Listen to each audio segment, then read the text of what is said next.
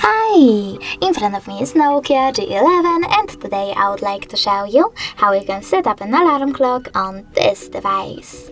First of all, you need to find clock and click on it. Notice alarm at the bottom left corner and tap on this plus icon.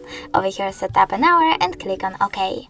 Now you need to click on vibrate over here to disable or enable vibrations and click on this little icon next to Google Assistant routine if you wish to add your alarm to your routine. Then click on days of the week that you wish to set up, tap on add label over here and label your alarm however you want to.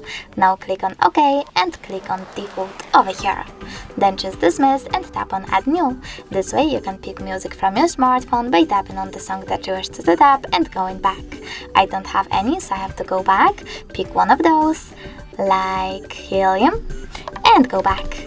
As you can see, after that, my alarm was successfully added.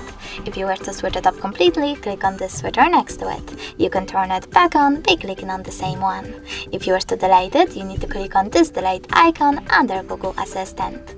In order to adjust more alarm settings, select those three dots at the top right corner, tap on settings, and adjust all of them however you want to. Thanks so much for watching. If you enjoyed this video, leave a like, comment, and definitely subscribe. Bye!